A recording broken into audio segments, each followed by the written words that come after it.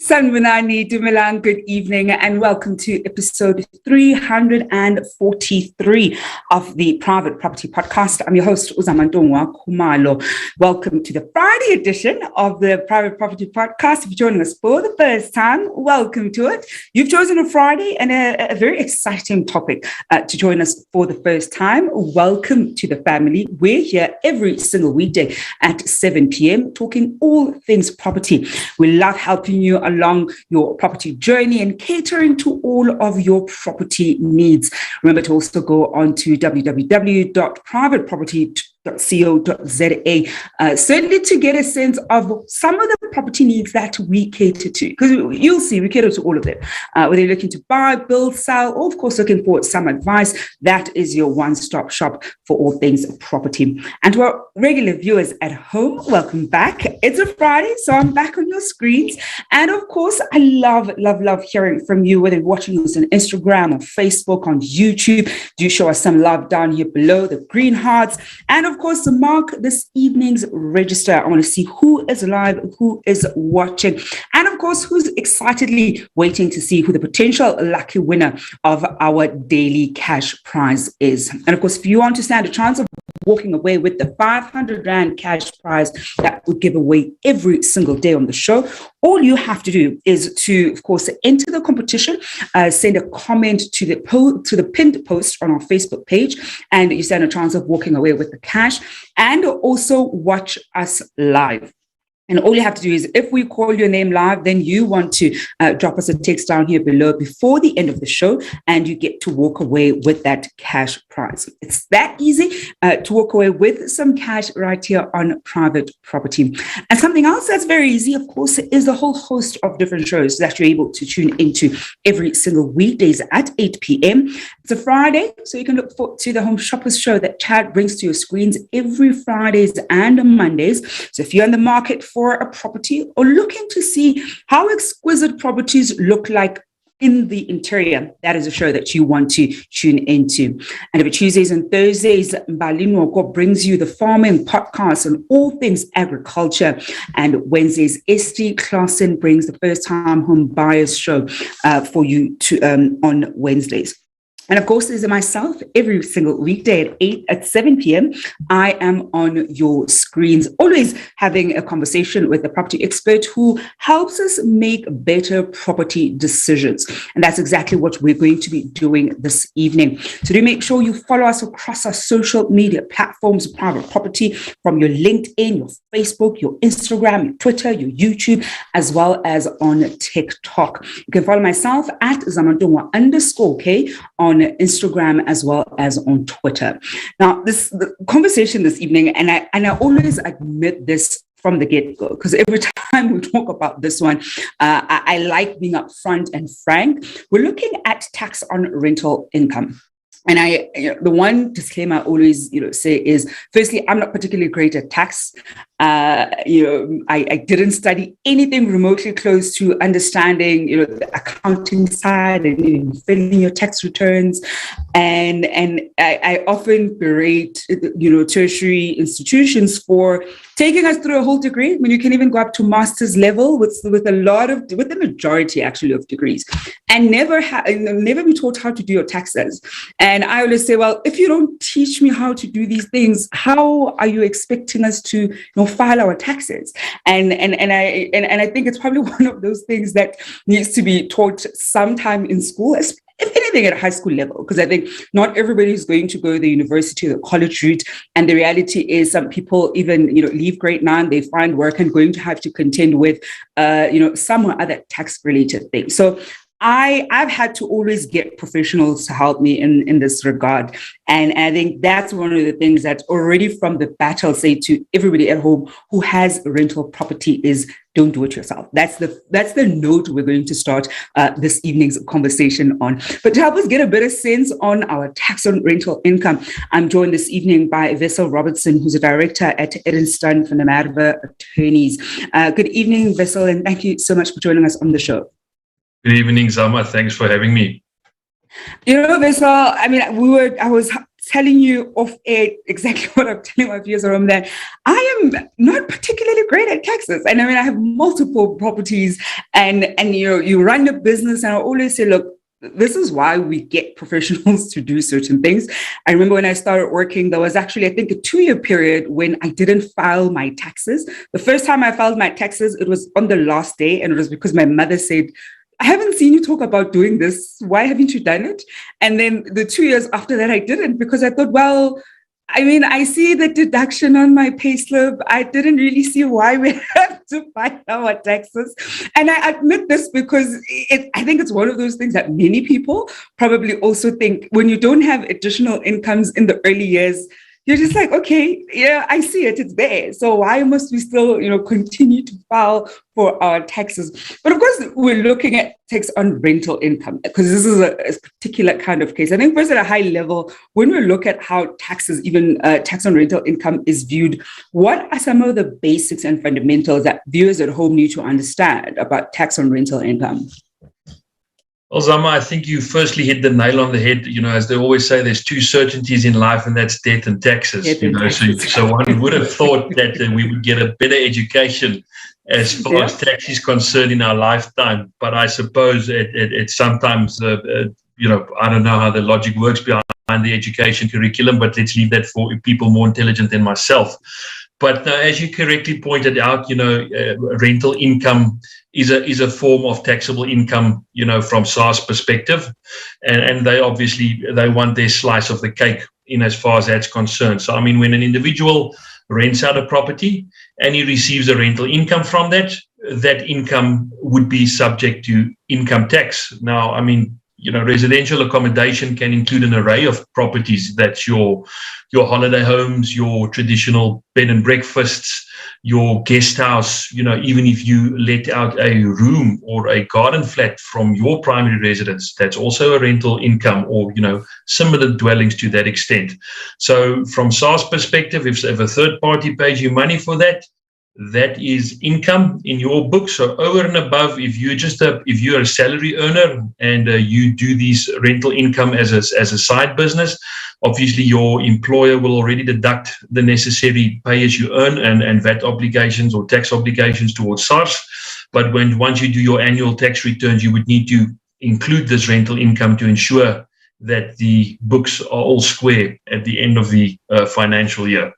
Wessel, you actually mentioned the other types of, I'll say, rental properties that we sometimes have that I know people probably don't think to declare that as income. And we'll get to that a little bit later on, when you have, for example, your garden cottage or a room.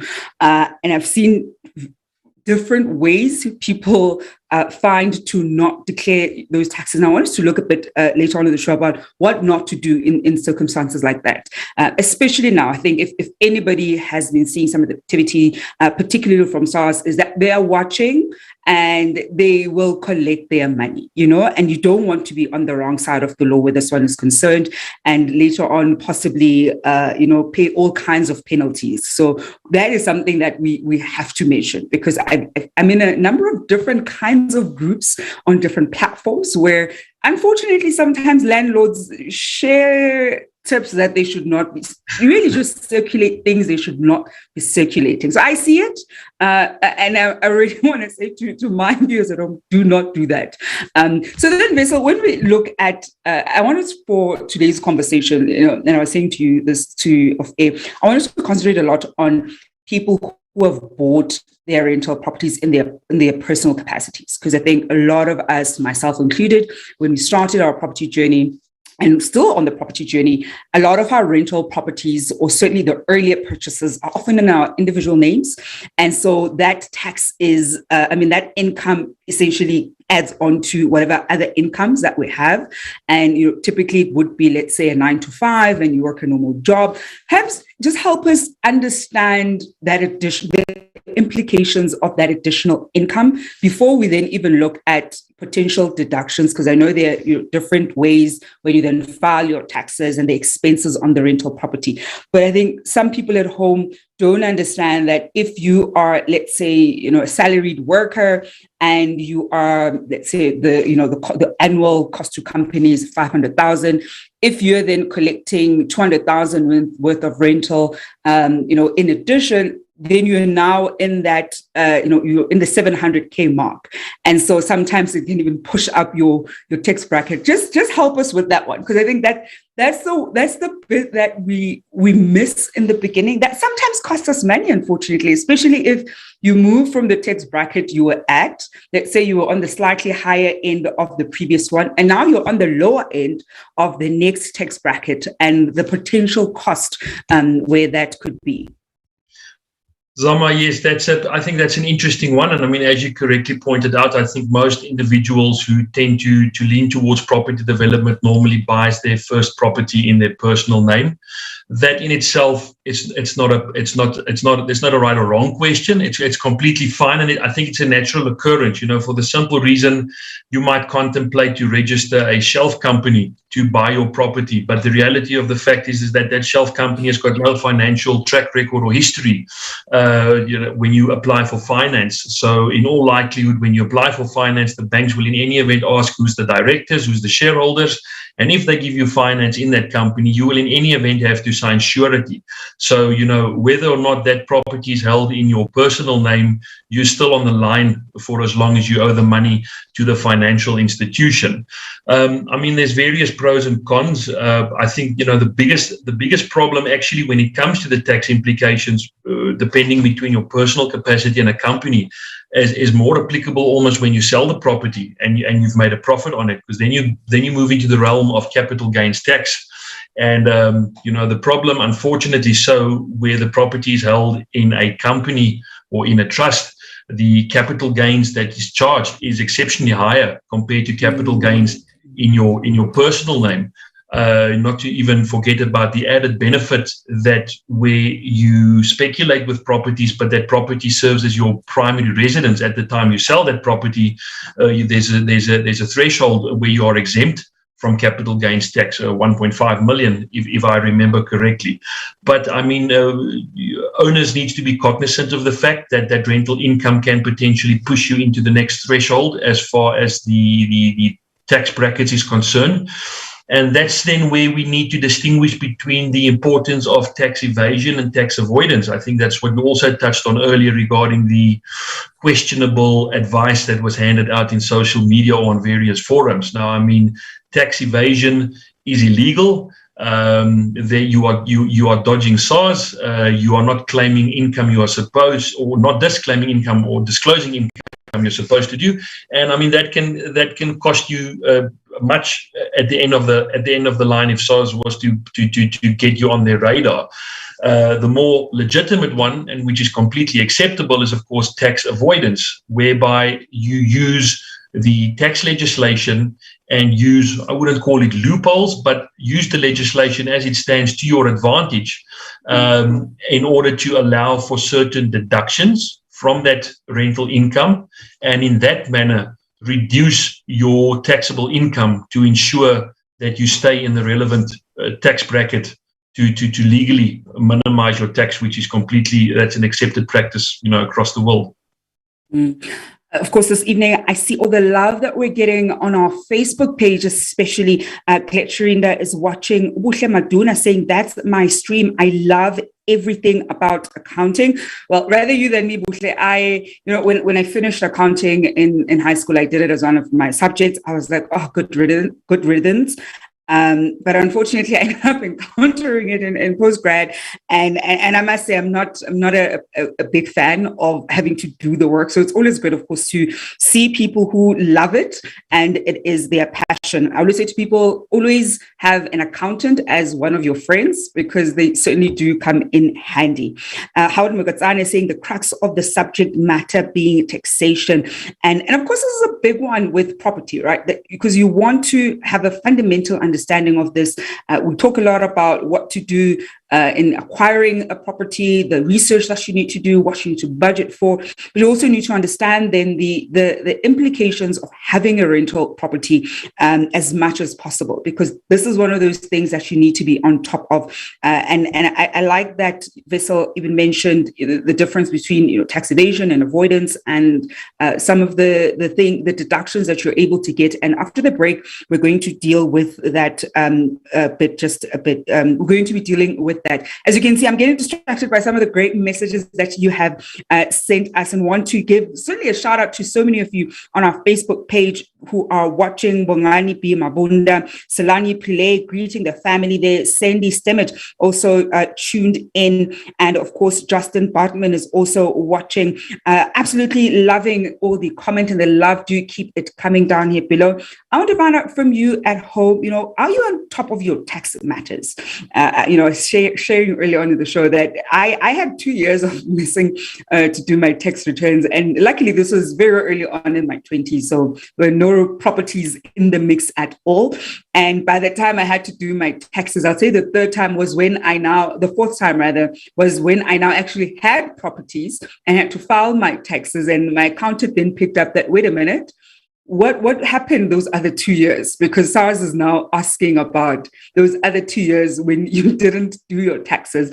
And I had to say, look, there was nothing to declare. I didn't think I had to do anything because SARS was being paid. And I think that's some of what a lot of us in the early days who start working and who don't have an additional income may sometimes think. I want us to go for a quick break, and when we come back, we'll look at the difference between tax evasion and avoidance, as Wessel has mentioned it, and then of course what some of the deductions that you're able to probably factor in, or the different ways that are involved when we talk about tax avoidance. Let's go for a quick break and see who the potential winner of our cash prize is this evening. I hope they're watching and can claim their prize. I think it could be such a great way to end off the week and certainly kickstart your weekend.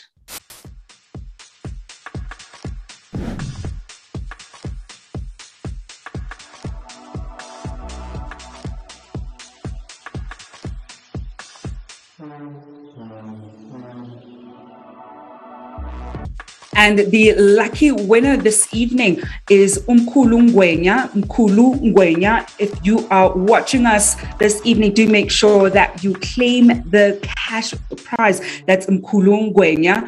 I think the money bag, how much is it sitting at, Bill? I think is it sitting at 1,000 rands? It's sitting at 500 rands. So that's 500 rands in the money bag. So Mkhulu Ngwenya, if you are watching, do drop us a text down here below and claim that cash prize this evening. And if you want to be just like Mkhulu Ngwenya, all you have to do is to comment on the pinned post on our Facebook page. And of course, you stand a chance of walking away with that 500 rands cash every single evening. And if we don't have somebody who claims our money, the money goes into the money bag, and the money bag just keeps on growing. So Mkhulu Ngwenya, let's see if you're watching us and if you're going to be able to kickstart your weekend with that cash. This evening, we are talking about tax on rental income. I'm joined by Wessel Robertson, who's a director at Enderstein van der Merwe Attorneys. And before the break, I was talking about the difference between tax avoidance or mentioned rather, that there's tax avoidance and tax evasion. And as we know, tax evasion is not legal. I think, Wessel, at a high level, let's see what is the difference between the two, and let's explore what then we'll say the loopholes or the gray areas where you're able to use the law or the legal parameters to your advantage when we talk about tax avoidance.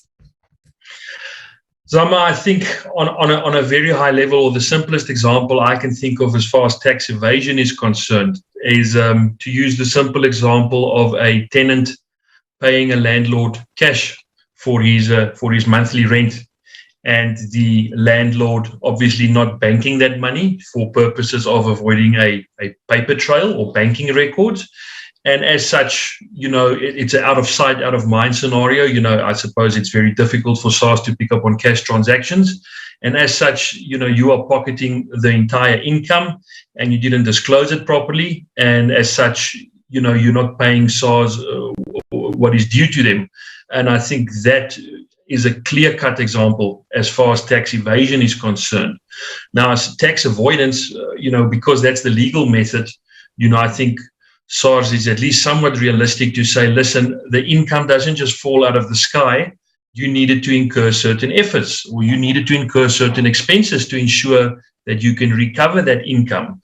So in order to be just and equitable, we will allow you to deduct those expenses that have been incurred in the production of income in order to reduce the net rental income that you earn, which in turn reduces the net taxable income on which you are taxed at the end of the financial cycle or year. So that's your tax avoidance on a high level. So like I said, specifically for the production of rental income. Now, I think the most important point of distinguish that we need to make there is that it doesn't relate to improvement to the property, capital expenditure on the property. So where you improve the asset and you build on an extra garage, or you build a swimming pool, that's obviously high capital expenses and can fairly quickly diminish any rental income you received in a financial year. So SARS would say that's not a deductible expense. In all likelihood, in future, that will in any event give you the opportunity to earn a higher rental income because of those improvements on the property. So it's to your advantage in the longer scheme of things. So, but as far as your traditional expenses is concerned, that's all fair play as far as SARS is concerned, and that's wide ranging as well. I think if we look at the most simplest expenses on a rental property, your rates and taxes that you pay towards the municipality, that's a deductible expense. If you live in a block of flats and there's a homeowners association, the levies that you pay towards the body corporate, that's a deductible expense. If you made use of estate agents to advertise the property, to find a suitable tenant, that's a deductible expense. Simultaneously, you need to protect that asset against fire or theft or water damage, so you need insurance. Insurance is a deductible expense. Your garden needs to be maintained. That's a deductible expense. I think one of the most important deductible expenses that people tend to forget is the interest on your bond. On the bond, yeah. 100%. Yeah. So that's also an expense. That's money you're borrowing from the bank. You're paying them interest on that money, and that's a deductible expense. And I mean, that normally equates to a very interesting debate amongst property developers, because I think normally most of us was taught, you need to fear debt, you need to avoid debt, and if you have debt, you need to pay that debt off as quickly as practically possible. But from a practical perspective, considering tax deductibility, that might be to your detriment. For the simple argument, if I buy a property cash, so I don't owe the bank any money, that's less expenses that I can deduct on a monthly basis. However, if I have my bond and I've got the interest I'm paying monthly, I can deduct that interest from my taxable income. So theoretically, there's not really an incentive for you to settle your bond sooner than what is necessary in order to maximize the benefit that you can achieve from that deductibility of the bond interest. Mm-hmm. And going to your questions and comments at home as we're talking tax on rental income with Wessel Robertson, who's a director at Enderstein for the Merwe attorneys. And there, Adams, I am sure you're covered now. And they were saying, thank you very much for an informative session. Please show all the advice about tax avoidance. We've certainly, Wessel has given us a really great breakdown of some of those deductible expenses that we should be aware of, and also what doesn't constitute a deductible expense. Because I think a lot of landlords want to, upgrade their homes, and you'll sometimes get a contractor in who inflates the scope of the work because you think, look, I'll be able to have this as one of my tax deductibles. Unfortunately, it doesn't quite work like that. And we've also got here Rochelle Avidi saying, I'm honored to have a boss like Wessel. I learned a lot from him. Thank you, Wessel. So that's somebody who works with Wessel there at the law firm. And we've got Howard Magatsani here on Facebook saying, your best bet is to always slightly go on shortfall and declare losses. Your rent can be less than the repayments. Refinance any property with high surpluses. So that probably speaks to just how you structure it, right? And I think it's a. I see Wessel. Do you want to come in there with a comment? I can already see you're itching to come in on this one. Yeah, that was an interesting comment there from the viewer. Look, I think a lot of people wrongfully have the impression that you can just for years on end incur this multiple amounts of expenses and in such a way reduce your taxable income. Unfortunately, I don't think it's as simple as that. SARS makes use of what they refer to as anti-avoidance measures, specifically for these type of practices as far as rental income is concerned. So, that's an intricate piece of legislation. We definitely don't have enough time to go into detail as far as that's concerned. But on a high level, what SARS would do in those circumstances, if you year on year record losses on your property, SARS would come in and say, listen, I think what was going to happen is we're going to ring fence your losses as far as this property is concerned. You're not going to be allowed to offset it against the remainder of your taxable income. If ever in future you have a taxable income on that rental property, by all means, set it off against the ring-fenced losses, but you can't have these losses year on year to, for the lack of a better description, artificially reduce your taxable liability towards SARS. I think that's also, like I said, it's an anti-avoidance measure and on another level, a similar form of tax evasion.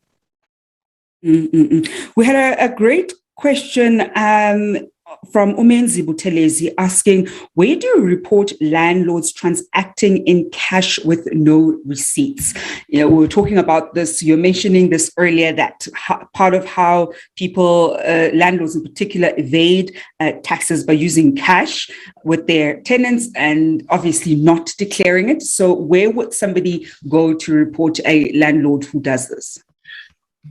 Sama, that's once again a difficult question. I think the mere fact that you mustn't put the cart before the horses. The mere fact that a landlord collects the rent from you in cash is not in itself, prima facie proof that he is avoiding tax. For all she knows, he hop, skipped, and jumped right straight to Capitec right after that to deposit that money into his bank account, and there's a proper paper trail as far as that's concerned. So I would be careful to make unmerited assumptions as far as that's concerned. But assuming you've got all your ducks in a row and you've got the necessary facts, I mean, normally once you have a rental agreement, it's obviously preferred to have a written rental agreement in place. There's nothing wrong with a verbal agreement, but I would normally advise clients, it's always difficult to dispute a verbal agreement in a court of law. So the written agreement, remains trite as far as I'm concerned. So normally in a written agreement, you would have the information insofar as it relates to the landlord. And if you suspect your landlord of tax evasion, I'm pretty sure your nearest SARS office would find that information valuable. And I think insofar as you've disclosed it to them, you've complied. Well, there's no legal duty on any individual of South Africa to report a crime, but be it as it may, once you've reported that, I'm sure they will investigate that. I think you would probably be wasting your time going to the closest police station. The police station would say that's a civil or a commercial crimes matter. It falls outside their jurisdiction. So I think that would be your best line of approach. Wessel, I'm going to ask you something that I've heard a landlord say before, and upfront to their defense, I'll assume that they were not doing it to be malicious or to evade tax. And I know it was very early on also in their own property investment journey. And so what this particular landlord had done is they have a normal 9-to-5 job, and they had bought I think it was 1 or 2 rental properties at the time. And they obviously have their primary bank account that they transact with, on a day-to-day basis.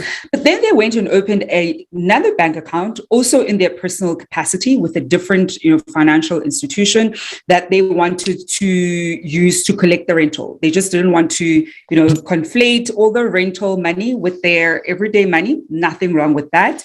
Come tax season, they submit their tax returns, and they had not declared firstly the income from the rental properties. And I think to their surprise, SARS came back saying, hey, but you have this other bank account with this other financial institution. We're seeing it here. And we know that you actually have other properties because we're seeing it here. So it's not, you've got 3 properties. So what's happening with these other 2? Are there incomes? If there are, is it in that other bank account? Just talk us through that. Because I think sometimes, whether naively so, because I can only position it as you're being slightly naive, because SARS obviously has, access to the number of bank accounts one would have. So if you're naively thinking SARS won't know that you've got, a bank account with financial institution X and Y, and potentially collecting, the additional income in the other one and not your sort of day-to-day one, help us understand that one. Because I think, like I said, I'm going to assume they're not trying to evade tax, even though I know some give each other tips to say, just open another bank account, have that money go in there, and the bank account you communicate to SARS, be it this bank account, they're not going to find out that there's an other bank account that, has these funds. I think let's dispel that, because newbies make this error. And some perhaps because of ignorance, but some because they think they can evade tax in that way.